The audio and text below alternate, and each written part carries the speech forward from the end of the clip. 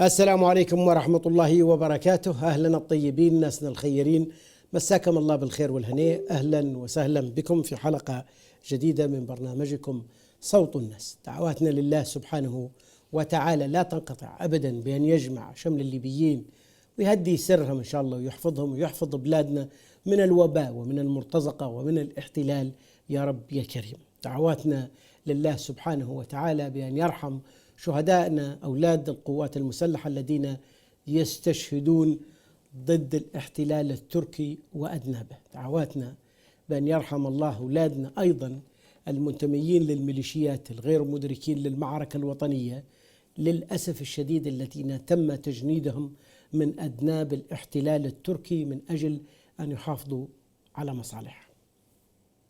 أهلنا الطيبين، اليوم ناضت ترهونة في الصبح لقيت روحها أمام قصف على حدودها الإدارية، تكلم عليه مثلث الشريدات، تكلم عليه سوق الجمعة، الرواجح، المصابح. طبعا هؤلاء المجرمين غير المدركين يعتقدوا أن المعركة ستكون سهلة. هلنا في المنطقة الغربية كانوا مسالمين، ما كانش عندهم نزعة للهجوم لا على الزاوية ولا عليه هجوم على المنطقة بالكامل، والموضوع اللي في القلب في القلب قلوب الناس مع قوات المسلحة، ما هيش مع الاحتلال التركي، ما هيش مع أذناب الاحتلال التركي، ما هيش مع العمو، ما هيش مع الوحشي، ما هيش مع بادي، ما هيش مع المجرم بيت المال، ما هيش مع المجرمين الذين وقعوا اتفاقية احتلال البلد. كم من مرة قلنا لكم يا هلنا إن كل الاحتلالات اللي صار في العالم لأي دولة وطنية في أفريقيا، في آسيا، في أمريكا اللاتينية، في كل مكان تمت بناء على اتفاقيات ومعاهدات دخل منها الاستعمار.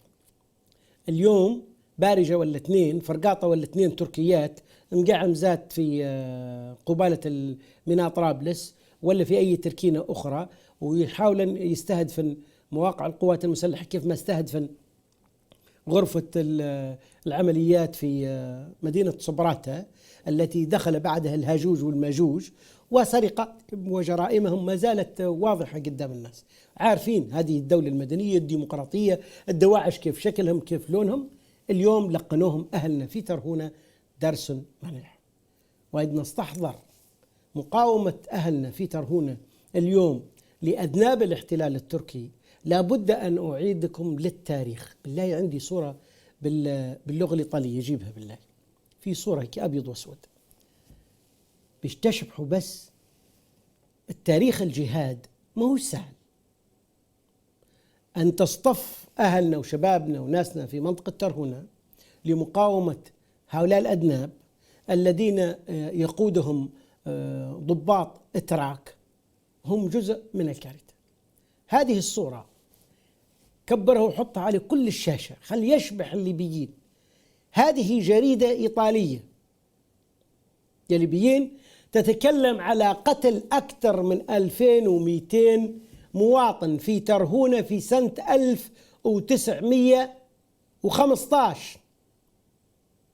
هذه مجزرة ارتكبها الإيطاليين المحتلين في أهلنا في ترهونة. هؤلاء اللي اليوم يطبلوا للإتراك، أذناب الإتراك قادرة مناطق ورفل، مناطق ترهونة وبني وليد وورفلة عامة والشرق والغرب والجنوب وهلنا في النواحي الأربعة كلهم والشمال، أن يقدموا أضعاف هذه الأعداد لمقاومة هذا الاستعمار وأذنابه، وهم قلة قليلة. حي الله شبابنا في ترهونة، حي الله المقاتلين، حي الله قواتنا المسلحة. ارفعوا معنوياتكم، مفروض ما تهتجس. المال القطري والقواعد التركية الإعلامية والعسكرية والطيران المسير ستذهب هباء منثورا في هذه الأرض الواسعة الشاسعة، محمية بعين الله سبحانه وتعالى، محمية بقدرة الله سبحانه وتعالى وبروح الجهاد والاستشهاد المزروعة في أولادنا في أهلنا اللي قاوموا في مقاومة شرعية مثل ما قاومت بريطانيا النازيين في الحرب العالمية الثانية. نحن اليوم نقاوم هذا الاعتداء السافر من تركيا على بلادنا عبر بيادقها وما يسمى بحكومة الوفاق وأدنابها الدواعش المال العام الذين لا يهمهم إلا الجرد والمرد وسرقة كل شيء. يومين فاتن شفنا صفحات التواصل الاجتماعي قديش معبية على هؤلاء المجرمين وما فعلوه في الورش، في محطات الوقود، في كل مكان في مدينة صرمان وصبراتة، شو اللي عملوا في زلطن، شو اللي عملوا في جميل، في رقدالين، وما زالت جرائمهم تشهد عليهم على سقوط أخلاقهم، على عدم قدرتهم لبناء دولة، وإنهم مجرد مجرمين عملاء شذاذ أفاق لا يمكن أن يبنوا بلد، بل هم من سقط المجتمع.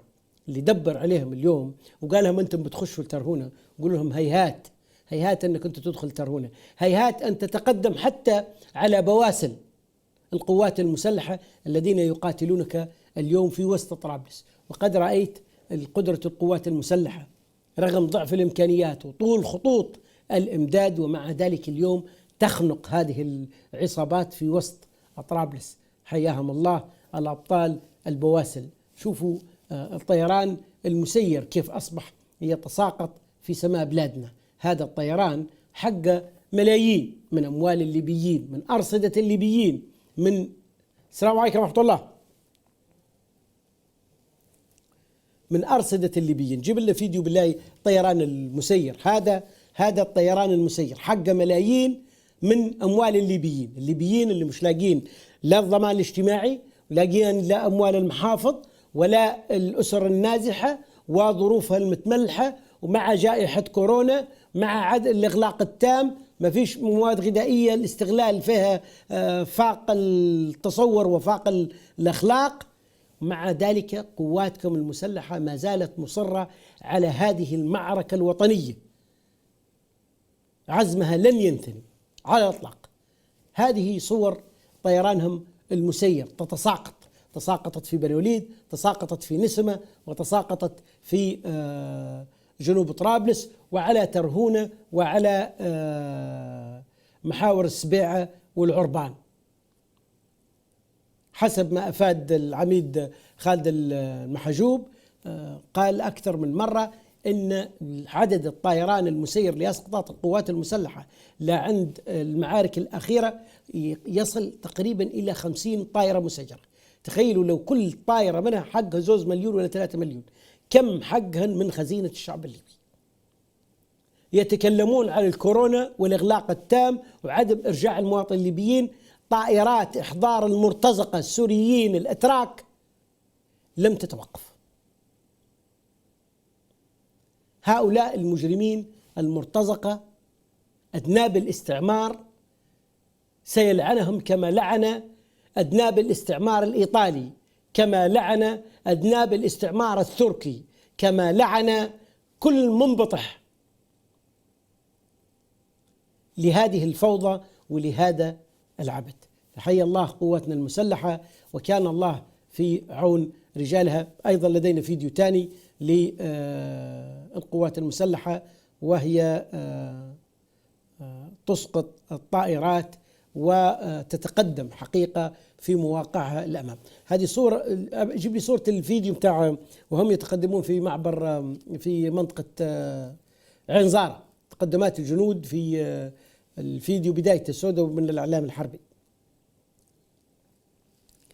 حياهم الله وكان الله في عونهم ومدهم الله. هؤلاء أبناءكم من القوات المسلحة، فلنستمع ونشاهد هذه الطلائع التي تدك أماكن تواجد الميليشيات وتطاردهم بيت بيت شارع شارع لين تنضاف بلادنا وتنضاف عاصمتنا بإذن الله الواحد الأحد. خلنا نسمع.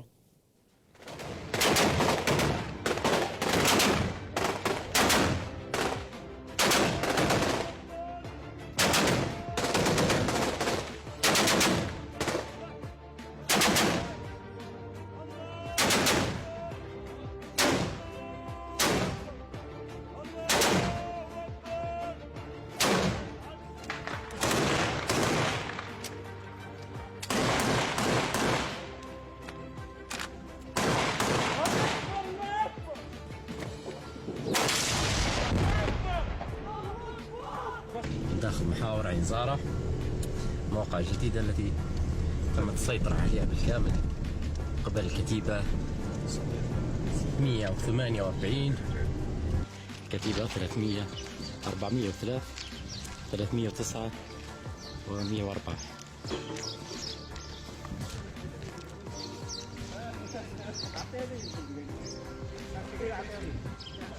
الله اكبر الله اكبر الله اكبر. عندي ان شاء الله من نصر للنصر ان شاء الله. الله اكبر الله اكبر ولله الحمد. جاييكم في عقل داكم والرشمه البنينه البنغازي درنا طرابلس رب الوطن والتهبوب الى مشاعر. الله اكبر الله اكبر. خشوا على الامارات.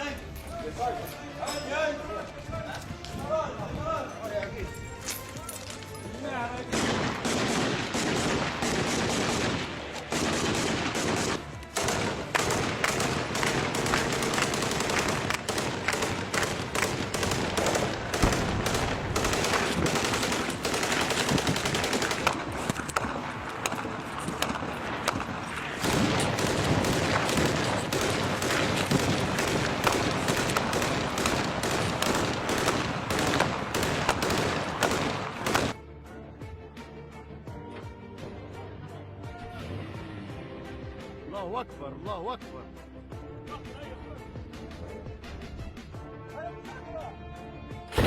الله اكبر.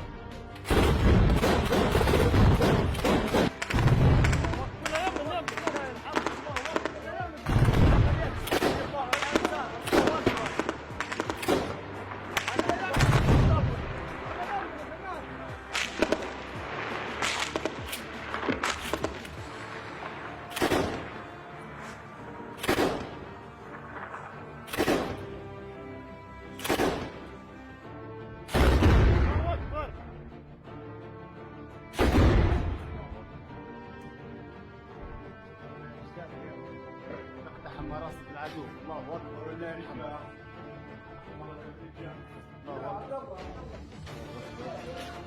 شوفوا بالله شين كاتبين. هذا اول ما دخلنا المواقع بنام قرب شيء وضع اشدادي. الله اكبر زي يكون يغرب. تفضل شوف هي ستة كتبتها ما جتش في عين زارة بكره. والمحسن كان يحتوى رحمة الله عليه ما جاش هنا بكره. يخنبوا يكسروا يرصدوا فيهم القوات المسلحة. هذا الحياسة لحظة دخولها من قبل القوات المسلحة.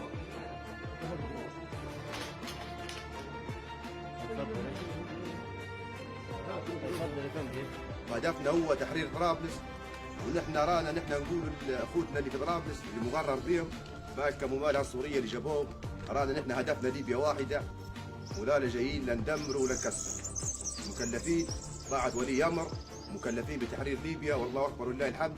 وعندنا شهداء ناخذوا حقات الشهداء، وان شاء الله شفاء العاجل الجرحانه اللي صدقونا على هلم، وان شاء الله نروحوا طيبين والله اكبر ولله الحمد. الله اكبر الله حق الشهداء وتحرير الوطن يا شيخ. الله اكبر تحرير الوطن. الله اكبر.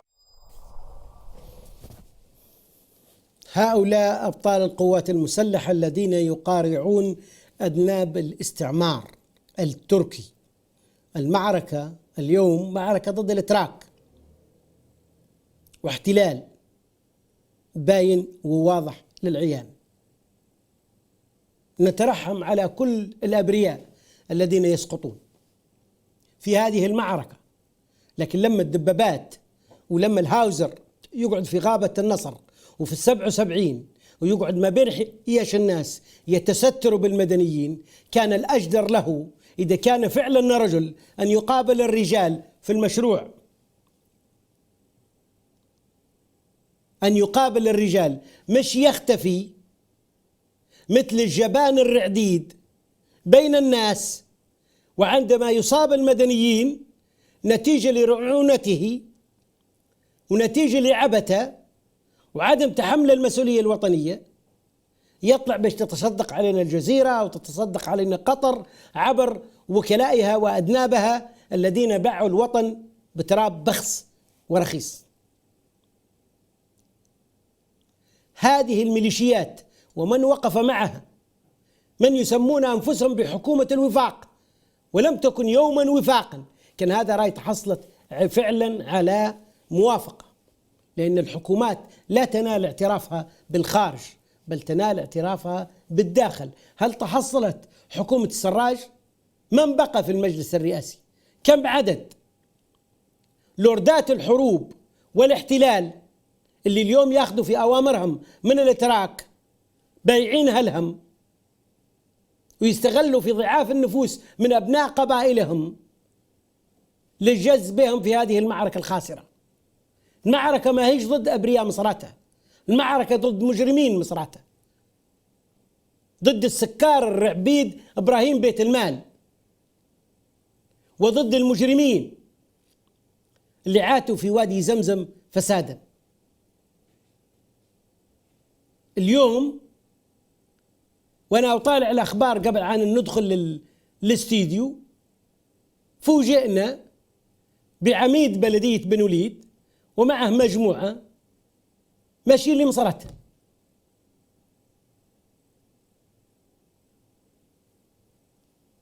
ماشي لمصراتة ليش؟ ماشي لمصراتة ليش؟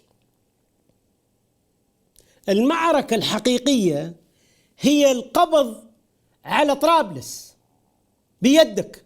الليبيين اليوم اللي جايين لطرابلس ما مشوش لمصراتة.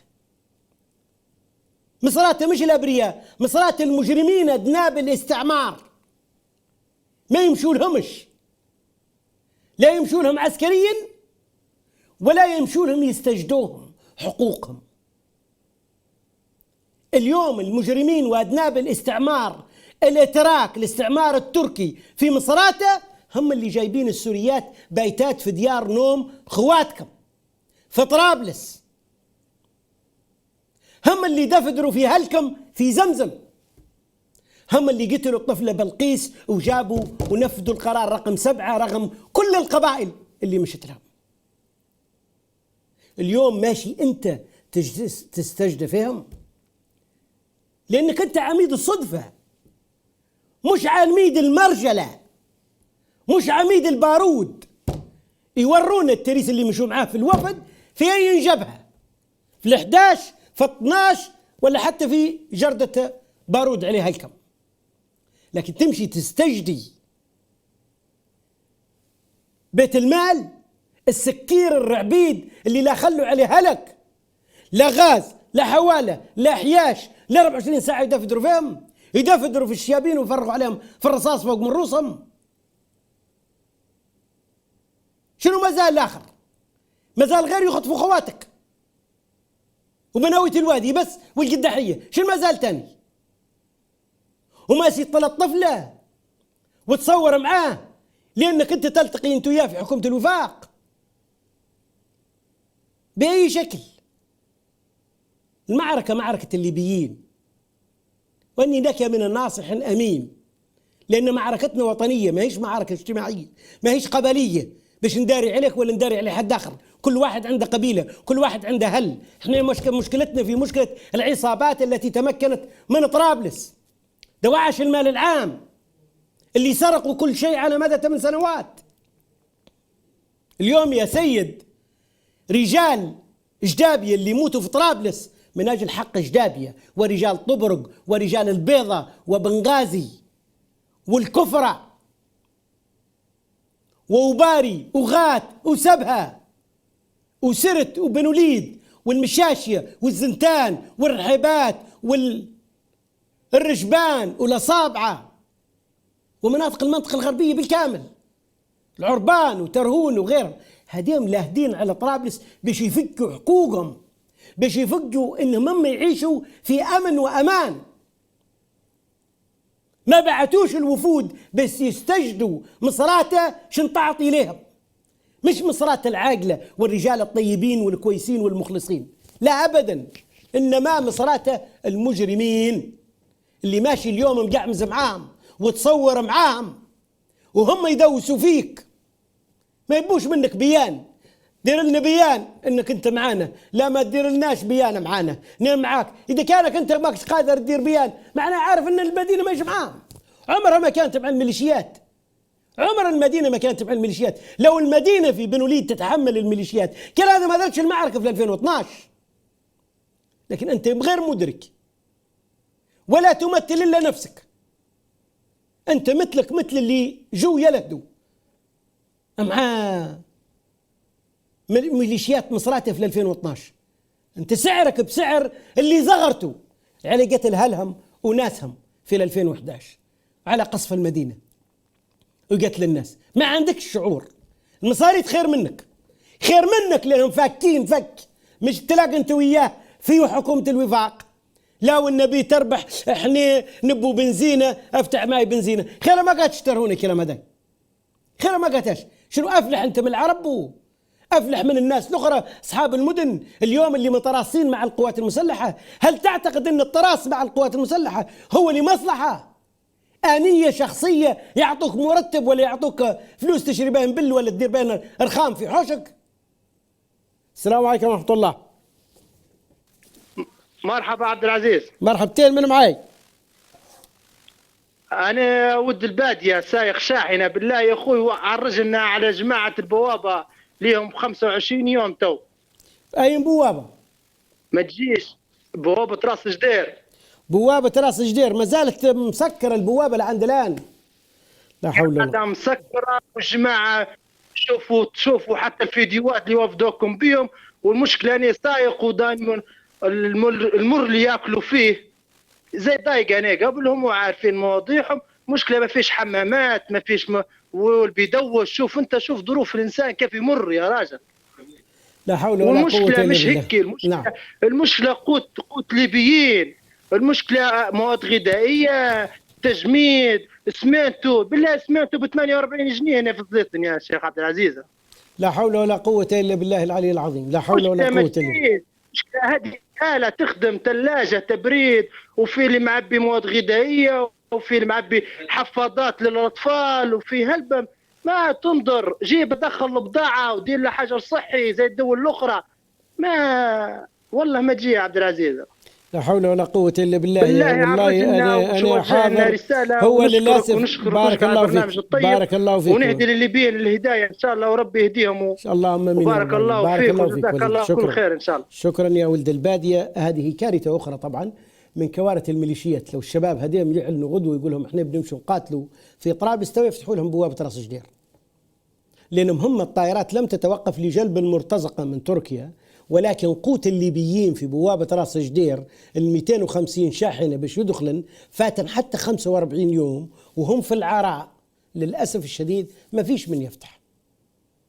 كنا نخاطبوا في صوت العقل، لكن هل في صوت عقل عند ميليشيات حد طموحها انها تمشي تغزي مدينة كيف مدينة ترهونة، ولا تمشي تغزي منطقة كيف صرمان وتخنب الحاجات اللي فيها؟ هل تعتقدوا ان هؤلاء حكومة رشيدة مدركة لما يعانيه الشعب الليبي؟ هل انتم مصدقين بيانات دواعش المال العام؟ المركز الوطني لمكافحة الامراض داير بيان ل 40 جنة 8 حالات كلهن سالبات، جاب 200 كرهبة مال مردود في الفرح إن شاء الله. شو البيانات الرخيصة البخيسة؟ طلقوا الشعب، داروا إغلاق تام، الناس طلعت بالكامل اللي فيه فيروس كورونا نقل للناس، قعدوا 14 يوم باش تحجروا رواحكم باش يطلع منه فيكم مريض ومنه ما فيكمش مريض. هم الآن يدوروا في واحد تطلع عليه الأعراض باش يجي يكشف. ما همش دايرين حتى حملة تدريجية للكشف عن الناس، ما همش دايرينها. فأنت كأنك أنت تعد في اللي انصاب مش تعد في اللي ما انصابش، وتبي الجماعة اللي حوله تقول لا منو اللي جاه واللي ما جاش. معنا اتصال. السلام عليكم ورحمة الله.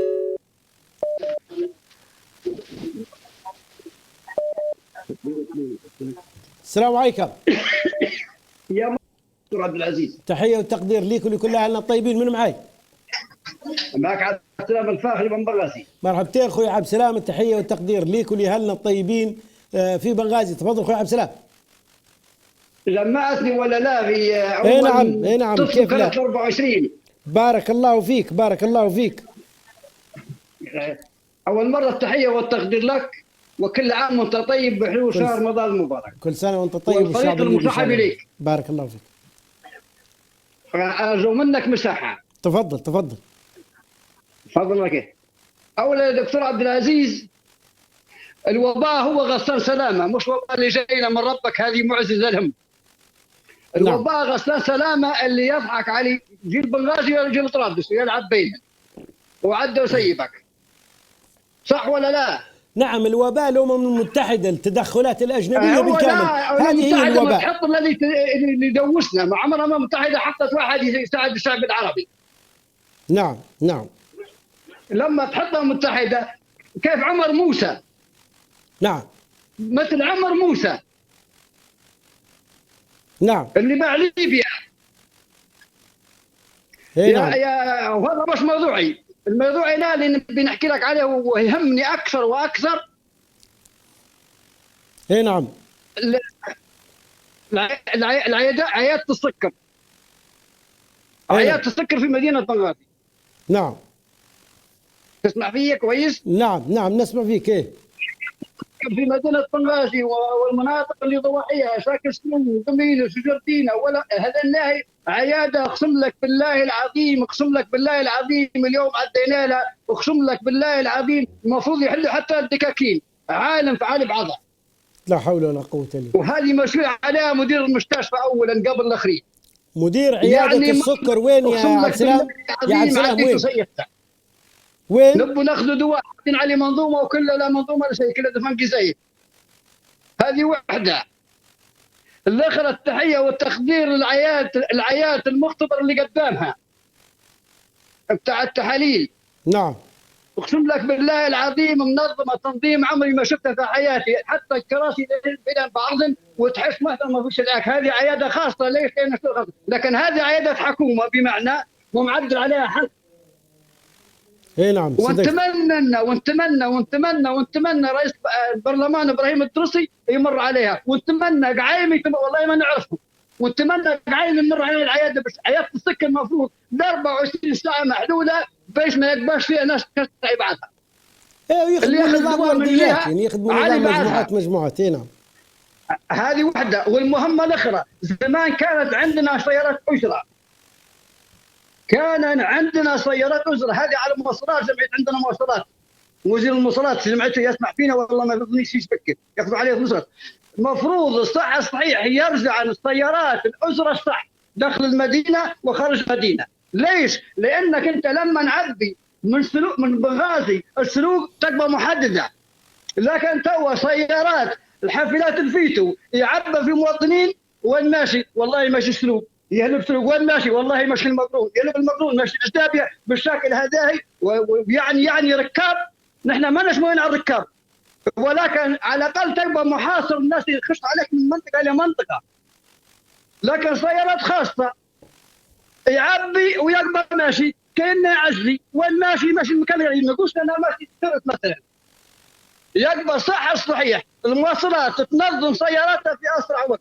إذا كان يبوا يحافظوا على هذا الوباء، والوباء 17 فبراير بالكامل خونة بالكامل، ما عدا هالشايب اللي قاعد يعاني فيه وحده. هالشايب اللي قاعد يعاني فيه وحده، لا عرفناه يعاني جيش، ولا عرفناه يعاني شرطة، ولا عرفناه يعاني مواطن أموال يكلم فيهم وخلاص. يعني بالكامل ما عدا هالشوية. وراه 17 فبراير ما نقصدش الشعب الليبي رقد الريح، نقصد 270 واحد عنده طراطيش وقاعد الشيب اللي قاعد معنا في الرشد. نعم. بارك الله. قاعد يعاني فيها كلها، لا عاد عرف يبد على جيش، لا عاد عرف يبد على عرب على تونس. هذه مفروض عندنا سياسيين وعندنا دكاترة وعندنا صحة عدل جابت أبنائنا اللي برا على تونس معازيك. نعم. هذه الأخرى هانيبال. أنا وياك يا عبد العزيز عدوان، هذا مثل ليبي صح؟ نعم. لكن على عدو واحد، على عدو واحد مفروض يتكلموا على هانيبال. لما تتكلم على واحد برا العالم داخلي يقول لك عبره. هانيبال شو ذنبه عمره سنتين. يعني لما نتكلم على واحد برا العالم يحترمني برا، صح ولا غلط؟ نعم نعم. يعني يفترض ان هانيبال يتكلموا عليه. بارك الله فيك اخوي عبد السلام. وردت الملاحظات، وان شاء الله اهل الاختصاص والمسؤوليه في المتابعه لهذه الملاحظات القيمة اللي ذكرتها. أشكرك التحية والتقدير لك ولكل أهلنا الخيرين الطيبين في كل مكان اللي يشتغلوا واللي هامتهم بلادهم. الآن مدينة ترهونة مدينة متراصة الصفوف، استطاعت صد عدوان هؤلاء المجرمين، أخذت منهم مناطق، جزء من مناطق الرواجح، مصابحة، سوق الجمعة. بالفيديو متلة القومة تحت سيطرة أسود ترهونة والدحر حريم السلطان إلى ساحل القربولي، يعني المنطقة بالكامل اللي هجموا عليها ولا اللي هدوا عليها رجعت كيف ما كانت، وكل الزوبعة اللي عملوها في المرة الأولى راي ذهبت أدراج الرياح. يعني بنجيب لكم فيديو على المتاجرة بالأبرياء، بالله يجيب لي الفيديو اللي قابضين فيه على مواطنين أبرياء عابرين السبيل، وظفوهم الصبح في قنواتهم على أساس أنهم من الترهونة، من قوات اللواء التاسع ترهونة، وهم مواطنين عابرين بالطريق بعد ما جو اقتحموا مناطقهم الآمنة. هذا يمتشفوا فيهم، لا أجهزة لا اتصالات لا غيرها. شوفوا الكلام اللي يقولوا فيه عليهم، شوفوا روح التفرقة، لأن قايل لهم صاحبهم طبعا داروا العملية هذه وين؟ في بوقرين. لما جولي بوقرين لي الهيشة ومنطقة بوقرين، جولي عرب الهيشة وخذوهم وقالوا هذيم قبضنا عليهم تبع الجيش، وهم عبارة عن مواطنين مدنيين ما عندهمش علاقة بحرب ولا عندهم علاقة، اللي شاد الطريق واللي غير. أشبحوا الفيديو بس، أشبحوا الفيديو، أشبحوا الألفاظ، يعني شن بيكون رد الفعل من المواطنين التانيين. تو هذين مواطنين هذين بشكل عسكرية شادهم من الطريق ورفعهم.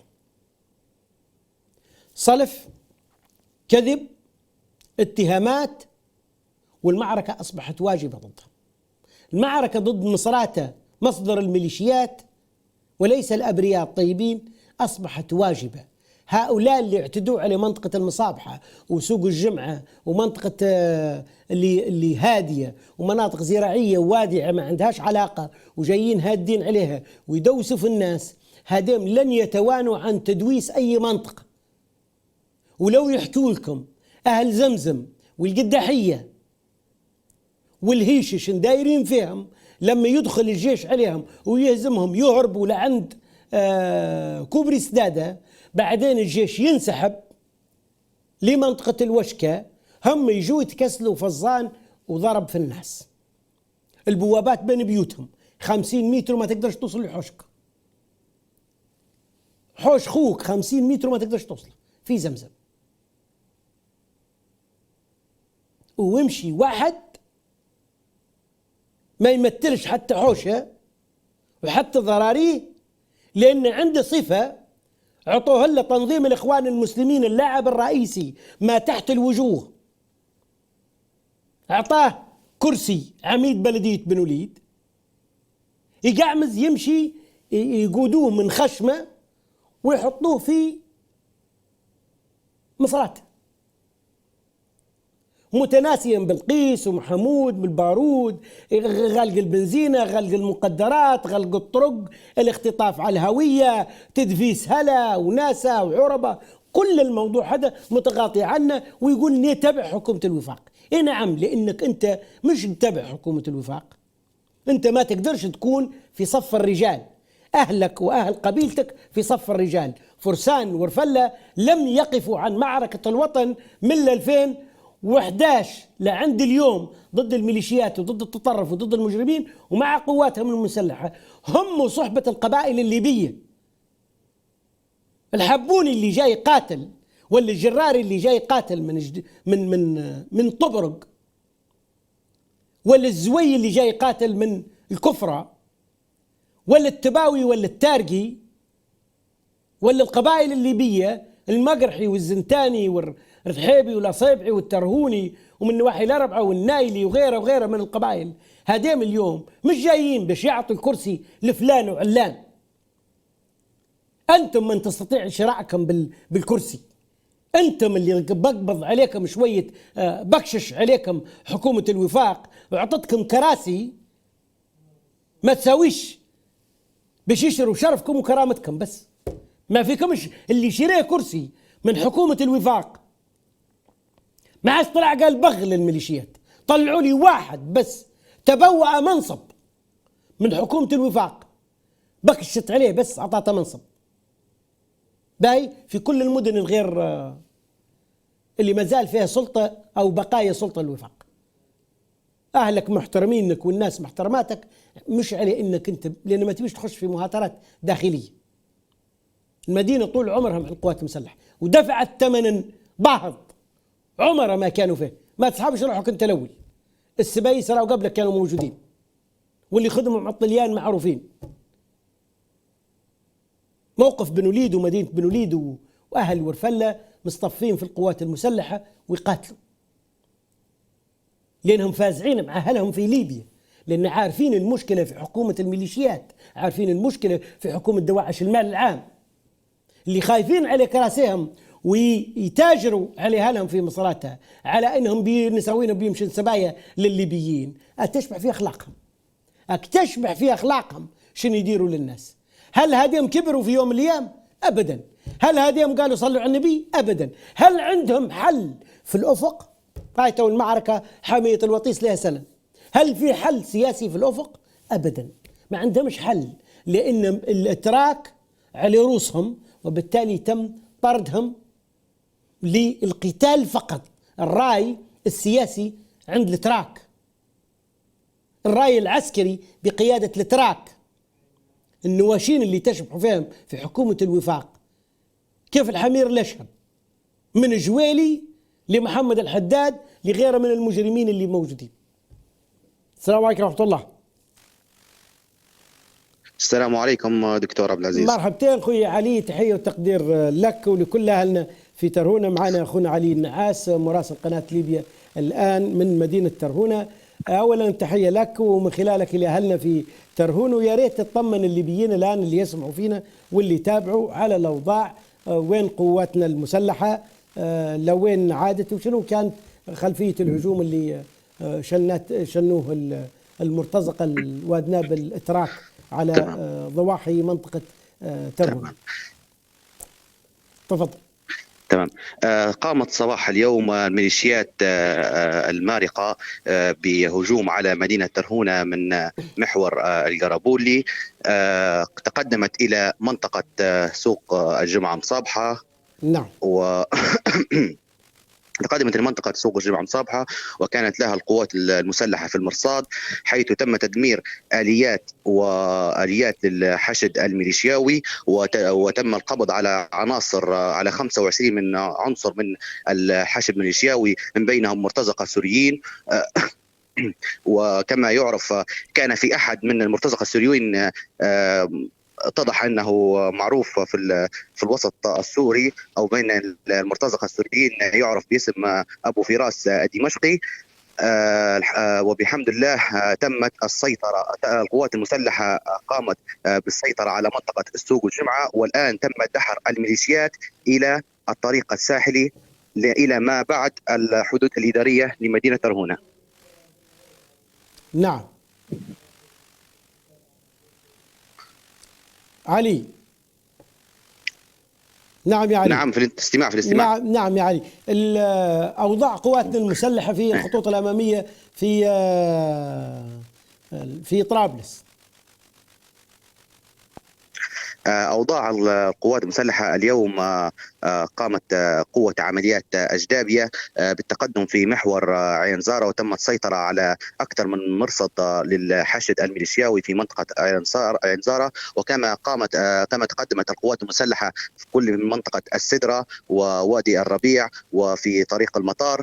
الأوضاع داخل العاصمة أوضاع ممتازة أو تقدم ممتاز للقوات المسلحة، وزادها اليوم بتدمير آليات الحشد الميليشياوي والمرتزقة السوريين الذي اليوم تم دحرهم في داخل منطقة سوق الجمعة بترهونة.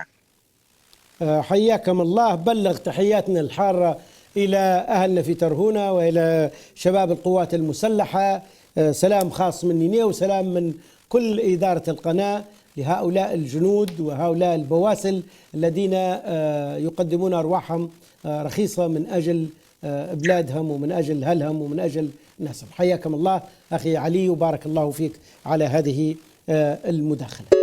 طبعا قواتكم المسلحة متقدمة في المعركة للأمام بدون تردد على الإطلاق، وراءها دعم ليبي كبير منقطع النظير، يحاولوا يزعزعوا قناعات الناس بالقوات المسلحة، يحاولوا يدخلوا كثير من الأشياء الأخرى لتشويش على الناس، لكن راهو ما فيش بلاد يمكن أن تكون بلاد بدون القوات المسلحة. من أفعال الميليشيات ومن أفعال المجرمين هو قتلهم المتعمد اليوم إلى رئيس نادي الاتحاد سابقا، وهو اللواء سعد مسعود الذي انتقل إلى رحاب الله، جيب لنا صورته، الذي انتقل إلى رحاب الله بعد 8 سنوات في أقبية التعذيب، أقبية الميليشيات، ميليشيات الدولة المدنية الديمقراطية الذين تصدعوا وصدعوا رؤوسنا بهذه الكذبة. هذا الشخص الذي بلغ من العمر الخدمة بالقوات المسلحة برتبة لواء، قدم ما يستطيع تقديمه من أجل بلده، وهو رئيس نادي رياضي، وإذا به يزج به بالسجن، فحصل على 3 أحكام بالبراءة، وآخرها حكم بالبراءة من المحكمة العسكرية. لم يسمحوا له بالزيارة أبدا، وعندما طاله الأجل اتصلوا بأسرته ليسلموه جثة هامدة. هذه أفعال الميليشيات قبل الله بواسع رحمته، نحتسبه عند الله من الشهداء، وتعازينا الحارة لأسرته وأهله وأبنائه ودويه، وكذلك لجمهور نادي الاتحاد الذي يكن له الكثير من الاحترام. إنا لله وإنا إليه راجعون، وهكذا هي الرجال، فطعم الموت في أمر عظيم كطعم الموت في أمر حقير، فمرحبا بالجنة جت الدنة. السلام عليكم ورحمة الله. السلام ورحمة الله دكتور، مرحبتين. تحية وتقدير لك أخوي محمد ولكل أهلنا الطيبين في ترهونة. محمد، يا ريت تحدثنا اليوم على هذه المعركة، على التحايل اللي تم عبر وسائل إعلامهم المأجورة القطرية من قواعدها التركية، وحاولوا أنهم هم ياخذوا شوية بلبلة وأنهم هم بيهجموا على ترهونة، وكأن الموضوع سيتم نفس السيناريو اللي حدث في المنطقة الغربية. نعم، في البداية يا دكتور، وكيف ما يقولوا بالليبي، ورسالة بسيطة، يقولوا بجبالها وصخارها وديانها وشبالها وشجرها وصعبت على المحتل يستعمرها، مرار الهزيمة ضاق خاب النونة، بلاد الأولياء والأشراف يا مطهرها أرض الكرم واللوز والزيتونة، والتاريخ يذكر بالفخر ترهونة. مقدمة بسيطة لكل من لم يعرف التاريخ. حاول هذا الحشد الميليشياوي الغبي الذي كان على سرب سيده الأرعن أردوغان التركي في محاولة أقل ما يوصف عليها بأنها المحاولة الغبية المجنونة للانتحار. تقدموا إلى منطقة سوق الجمعة وكان لهم الأسود بالمصاد.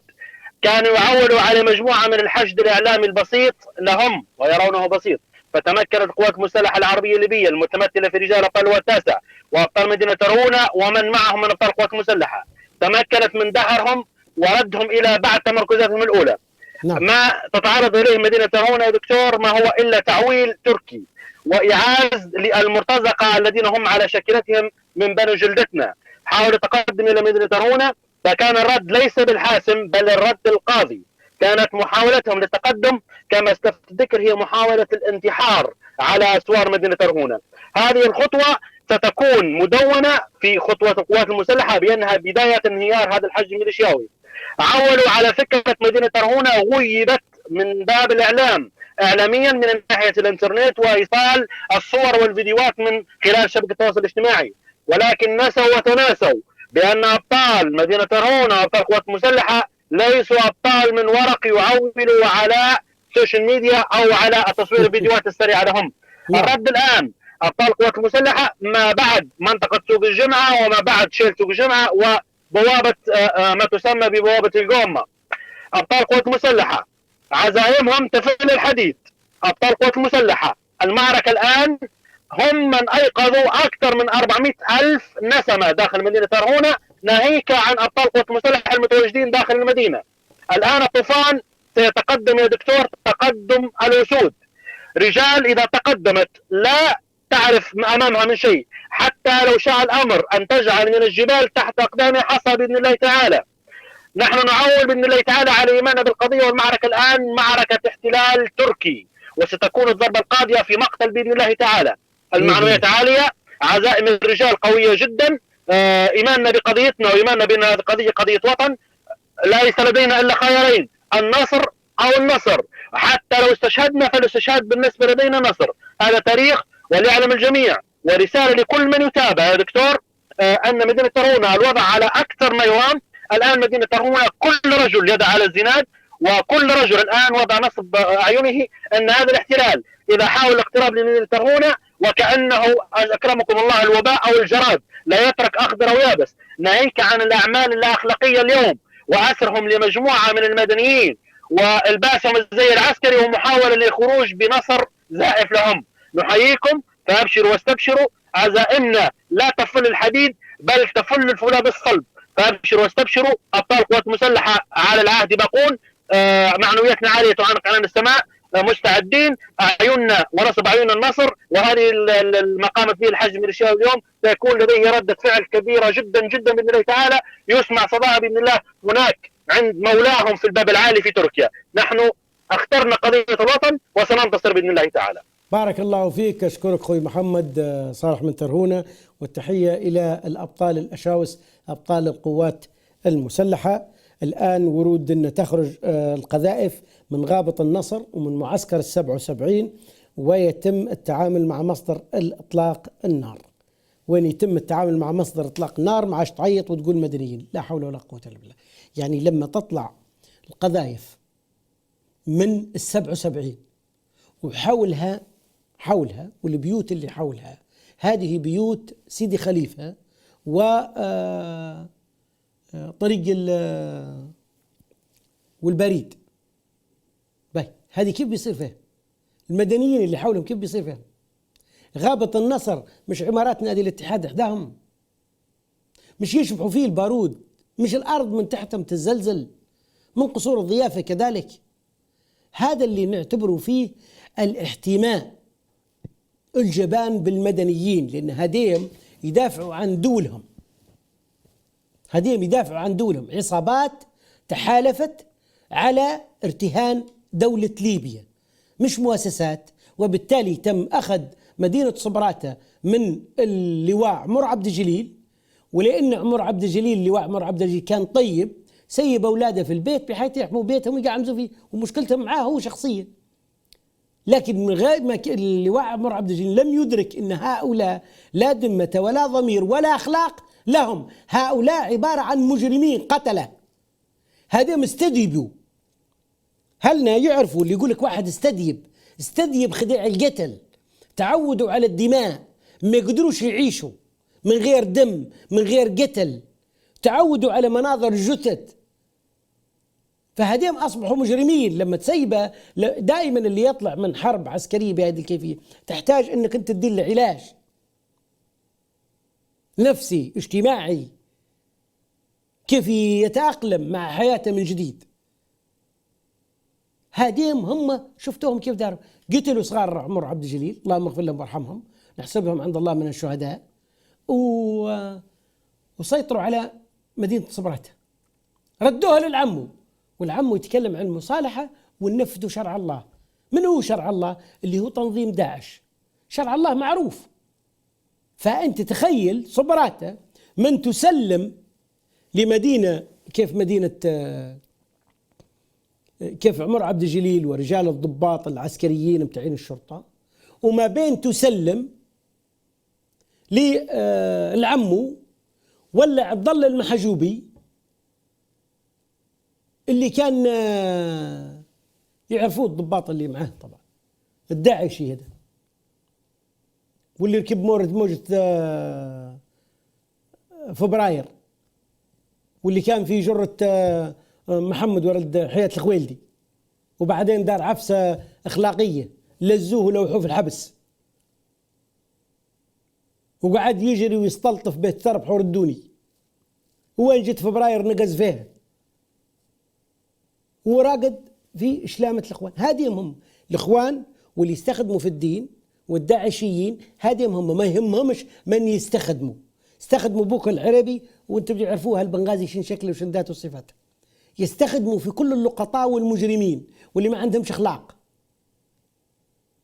يستخدموا فيهم كأداة للسيطرة وللقتل، وبعدين يفرزوا لك أسماء ويفرزوا لك وحدين شخصيات سياسية ويقول لك لا أنا ما نتفقش معها.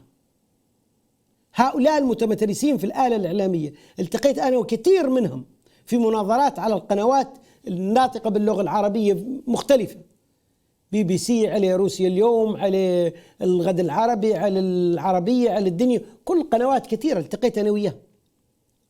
كانوا يسبوا في الميليشيات في وسط طرابلس. فجأة لما تعرى تجاه الجيش الميليشيات وخنقها تبروا منها.